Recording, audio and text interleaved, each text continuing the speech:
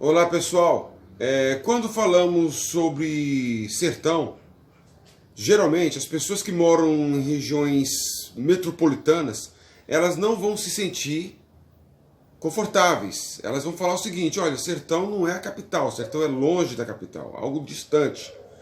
Quando você visita cidades distantes da capital e pergunta sobre o sertão e chama os moradores lá de sertanejos, de sertão, a maioria das pessoas vão se ofender com isso.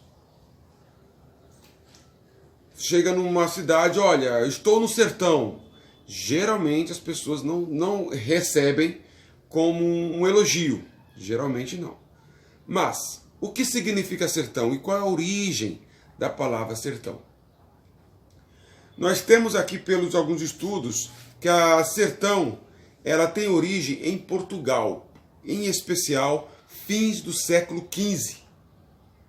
Sertão, neste período, uma origem medieval, significava cidades, regiões longe de Lisboa, dentro de Portugal.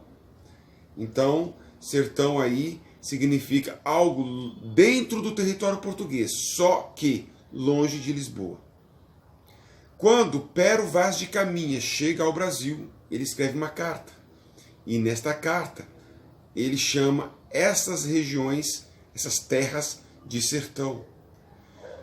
Por muito tempo, quando se falava aqui nestas terras, chamava de metrópole, se referia a Lisboa.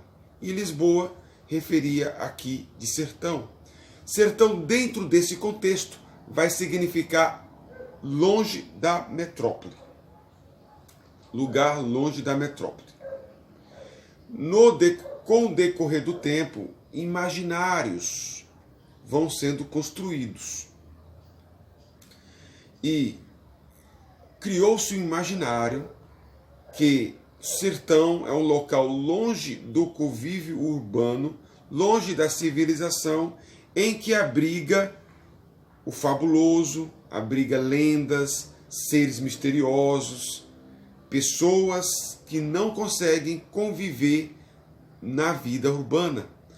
Há um imaginário de que pessoas que moram no sertão, elas não são tão polidas e educadas como as pessoas que moram na cidade. Este imaginário, ele, em certo ponto, ele tem um certo quê de verdade e, por outro lado, é um imaginário, é uma generalização. O historiador Emanuel de Araújo, ele vai falar na sua obra que o sertão era habitado por pessoas que muitas vezes achavam bom morar lá, porque lá desfrutava de ampla liberdade e fazia aquilo que desse na telha, faziam coisas que não precisava prestar contas, como eles se referiam ao espaço urbano, onde tem a polícia, onde tem órgãos do Estado, órgãos fiscalizadores, e no sertão, geralmente as pessoas ali obedeciam códigos e leis diferentes do homem urbano. No homem urbano, você vai ver uma relação do homem com o seu espaço urbano. No sertão, você vai ver a relação do homem com a natureza.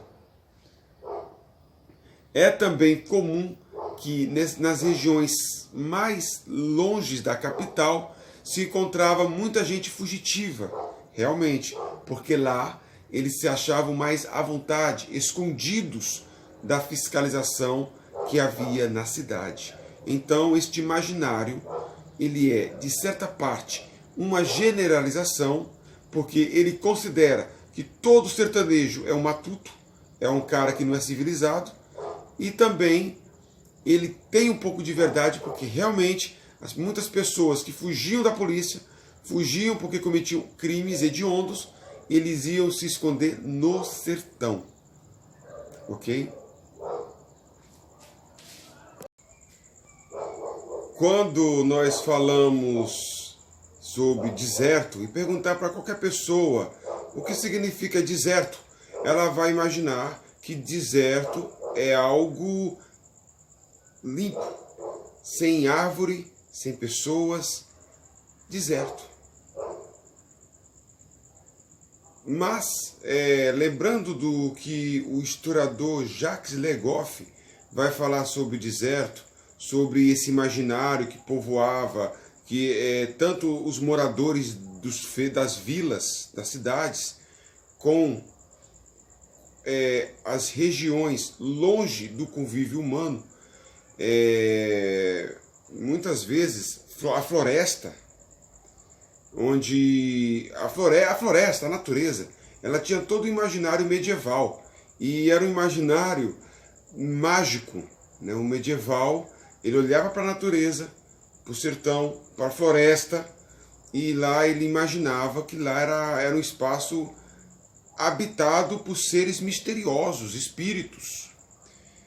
E quando ele relata história de monges eremitas que fugiam da cidade porque considerava que a cidade era um espaço muito favorável à prática do pecado,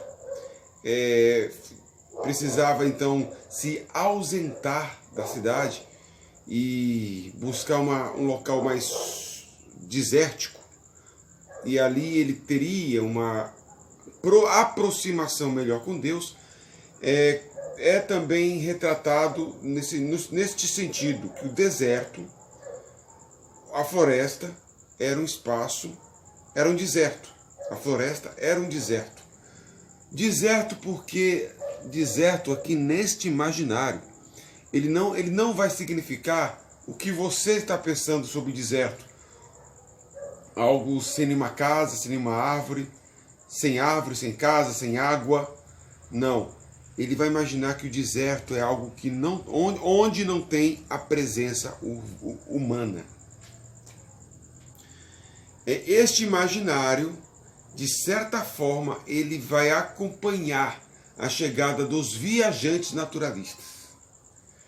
Os viajantes naturalistas que chegaram aqui por volta do século XIX, houve alguns outros anteriores ao século XIX. Mas é no século XIX que Portugal dá a chancela para que os viajantes naturalistas viessem ao Brasil e caminhassem pelo sertão, pelo interior do Brasil, e para descrever as riquezas minerais, as plantas, etc. E nestas viagens, os viajantes não deixaram de lado as descrições dos povoados, dos costumes, das festividades, da vida humana, da vida social que eles encontravam. Os viajantes, por um lado, eles se consideravam portadores de um evangelho, não o evangelho de Jesus Cristo, mas eu estou fazendo aqui uma analogia.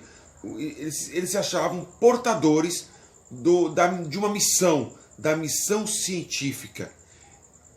Cabia a eles levar toda a descoberta científica, tudo aquilo que a Europa entendia de civilização, para regiões longínquas, regiões despidas do progresso científico e despidas dos modos civilizados. Este é a missão dos viajantes.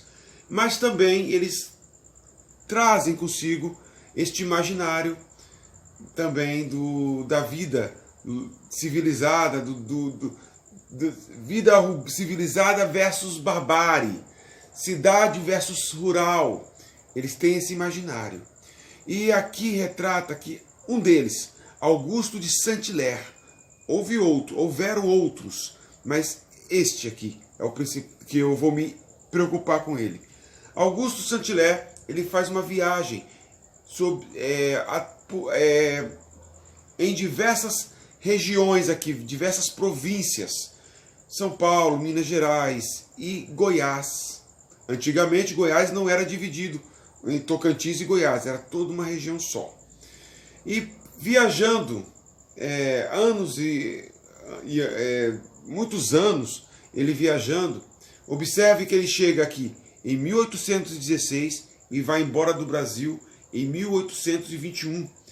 Então aí você tem aí 5 anos dele viajando.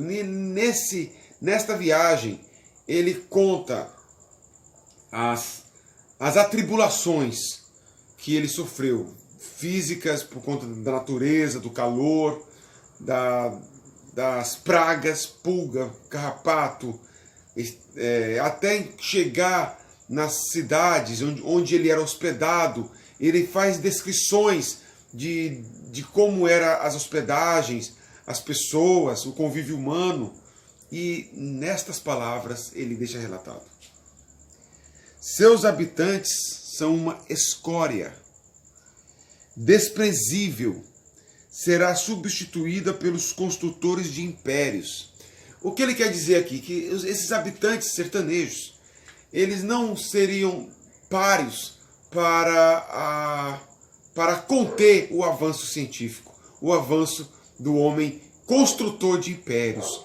E neste mundo, neste ambiente, os viajantes, inclusive Saint-Hilaire, vai se sentir angustiado, melancólico, totalmente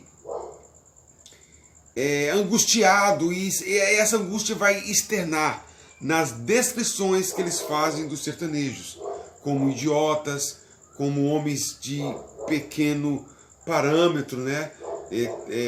Não intelectuais. Eles vão reclamar da solidão.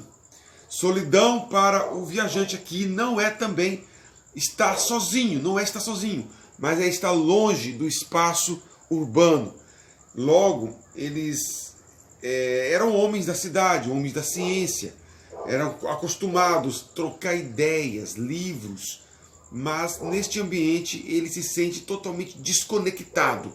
Ele se sente também a tal ponto de alguns historiadores atuais chamarem de eurocêntricos. E de certa forma, sim, eurocêntricos.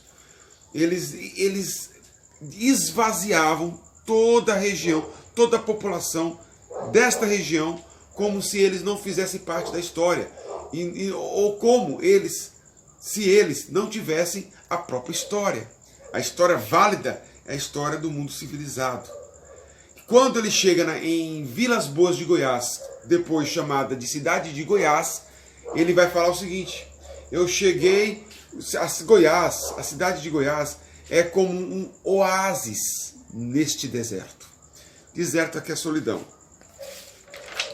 E sobre as populações que ele encontrou aqui, totalmente totalmente distantes e indiferentes ao que estava acontecendo na política do Brasil, que o Brasil nessa época, na época de Saint-Hilaire, era a metrópole, como era chamada. Dom João VI estava no Rio de Janeiro e estava ali em vias da independência. As agitações urbanas, os movimentos políticos eram totalmente distantes do homem comum, e Saint-Hilaire percebe isso. E nestas palavras: caiu a conversa sobre os acontecimentos do Rio de Janeiro. Tive a impressão de que estes homens não têm ideia sobre os fatos. Estão muito pouco a par dos fins colimados pela Revolução de Portugal. Enfim, tanto desconhecem os interesses de seu país, quanto fazem confusa ideia das relações do Brasil com a pátria-mãe. As agitações do Rio de Janeiro foram promovidas por europeus, e as revoluções das províncias, obras de algumas famílias ricas e poderosas. A massa popular, a tudo ficou diferente. Farei um paralelo aqui com a frase de Euclides da Cunha. Euclides da Cunha também diz isso, que as populações sertanejas estão distantes das populações da cidade há 300 anos, mais ou menos. Então é isso. Grande abraço, bons estudos.